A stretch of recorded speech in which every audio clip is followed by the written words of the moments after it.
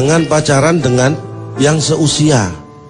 Kenapa nggak sebaik kalau memang... Saya ngalami ini terus terang ya. Dulu waktu SMA saya pacaran dengan teman sekelas. Iya.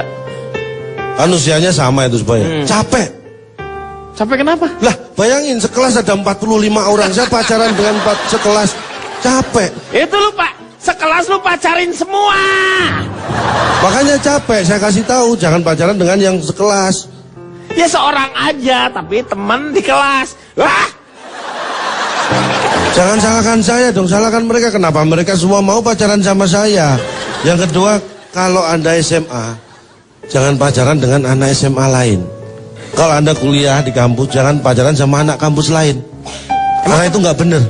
Loh, kok nggak bener? Loh, nggak ada SMA lain, kampus lain. Yang ada SMA negeri atau SMA swasta, kampus negeri, kampus swasta. Jadi itu Anda dibohongi pasti. Nggak ada SMA lain, saya nggak pernah dengar itu. Iya, kampus lain nggak ada. Yang ada dunia lain. Nah, kalau itu mungkin ada. Berarti kalau sampai Anda pacaran dengan anak SMA lain, kampus lain, berarti Anda dibohongin. Iya. Itu yang penting. Terus yang ketiga ini yang garis bawahi dan tolong diingat. Jangan pernah pacaran sebelum punya pacar. Itu pesan saya. Karena itu sakit rasanya. Gimana orang belum punya pacar suruh pacaran? Ya kan sakit itu. Oh belum punya pacar kok sudah pacaran. Enggak usah dikasih tahu, orang juga udah tahu. Ah, tutup odol. Lah, Meng, jangan sembarangan loh. Coba bayangan, kalau nggak ada tutupnya, kebuka, apa nggak kering tuh odol? Emang bisa dipakai lagi? Penting. Nggak akan kering kalau lo nggak pencet. Ya juga sih. Tapi kan ada tutupnya. Jadi begini, kebanyakan di Indonesia ini, Anda pasti ingat kisah Siti Nurbaya. Iya, yang dijodohkan. Itu gimana sih ceritanya?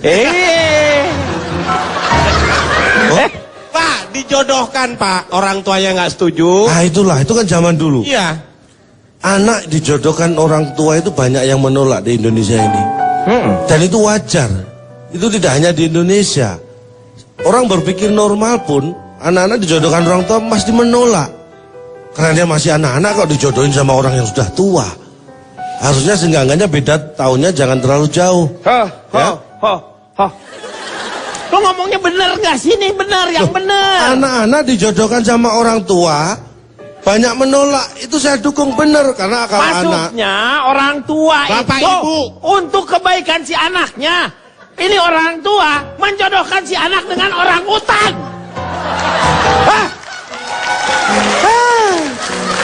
Bapak yang salah menangkap.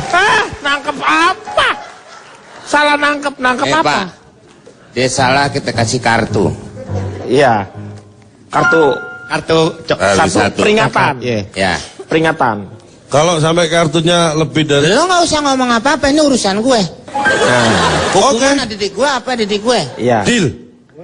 Apaan deal? Apa? Lu yakuya apa deal? Deal ambil aja. Taruh situ. Lu gimana? Saya kembali lagi. Saya melakukan survei ini keliling di seluruh Indonesia. Tapi saya fokus di Jawa yang akan saya ungkapin ya. Jadi seluruh kota kabupaten yang ada di Jawa, ini saya survei. Tidak ada satupun yang ikut sebagai anggota Biro Jodoh. Seluruh kabupaten di Pulau Jawa. Gak mungkin. Saya survei ini di pelajar SD negeri, semua kabupaten di seluruh Jawa. Ya, nggak ada satupun yang jadi anggota Biro Jodoh. Dua. Oke, Meng. Oke. Tahan, Meng. Ya. Oke. Ayo aja. Pasrah. Berikutnya, baru pada yang alasan kenapa orang ikut Biro Jodoh. Seluruh Biro Jodoh yang ada di Jawa ini tidak saya survei. Saya survei yang di luar Jawa. Loh kenapa lu? Biar gantian, tadi kan sudah yang nggak ikut yang sudah disurvei di Jawa. Iya. Nah ini yang ikut yang saya survei yang di luar Jawa. Biar adil. Ya udah nggak apa-apa. Ternyata alasan seseorang ikut anggota Biro Jodoh itu 60% karena belum punya jodoh atau belum dapat jodoh. Maka mereka ikut di Biro Jodoh. Tapi yang 40% karena ingin mencari pasangan. Astagfirullahaladzim. Iya. Tenang. Pak, siapa sini Pak? Dihadirkan Pak? 3 Pak. 3. Terus kalau udah 3? Nakal.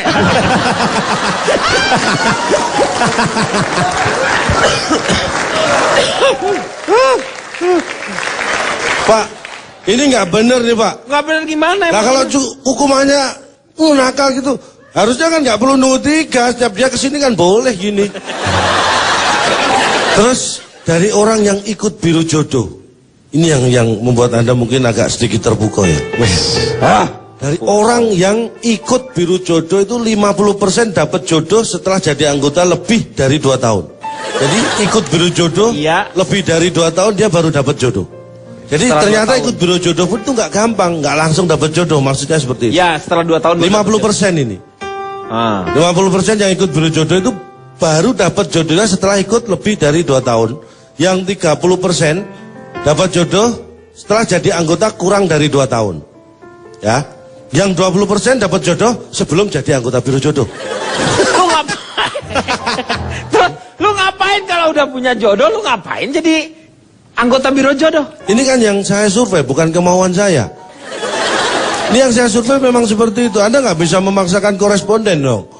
Ya tapi, lu ngapain? Dia kan udah punya jodoh, ngapain dia masuk ke biro jodoh? Lah itu kan bukan saya juga. Tanya orangnya langsung.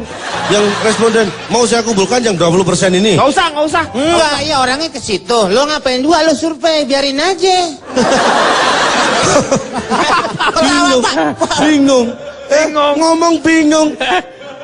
Ini yang survei siapa ya? Diamin Pak, diamin Pak. Ini kartu Pak. Ini kartu. Biarin, aku tahu tempat dudukmu sini. Ini satu. Gue pindah pak. Diamin aja satu. Gue nggak duduk situ. Tuh, ngomong lagi Pak dia Pak. Ngomong lagi. 2. Gue diem aja. Loh, sudah ngomong lagi Pak. 3. Kalau sudah 3 Pak. Sudah 3. Ya. Lo ngambil yang itu kok. Ya mau ngapain? Kan milih yang enak, ngapain yang jelek? Saya lanjutkan Pak. Ya. Survei saya berhenti sampai di situ karena kalau saya lanjutkan lagi, saya yakin akan heboh. Akan banyak orang yang tidak ikut biro jodoh. Lo kenapa bisa Anda yakin sekali bahwa orang lain akan heboh? Siapa yang yakin? Anda barusan Itu katanya. hanya perasaan Anda. Saya ngomong aja nggak yakin kok. Anda Ngapain bisa yakin diomongin? gimana? Ngapain diomongin? Tapi kita harus belajar Pak ya. Belajar dari apa? Di Amerika dan Inggris itu tidak ada yang namanya biro jodoh. Ada Nggak dong. ada. Coba Anda cari. Yang ada pasti partner bureau. Nggak ada tulisan biro jodoh di Itu Inggris. artinya sama. Saya kan nggak bilang kalau artinya beda. Artinya sama. Saya mau tanya sama Pak Marwato. Satu lagi pesan saya Pak. Nah udah, nggak usah. Pak Marwat aja. Saya satu lagi pesan saya, tolong tanya Pak Marwoto.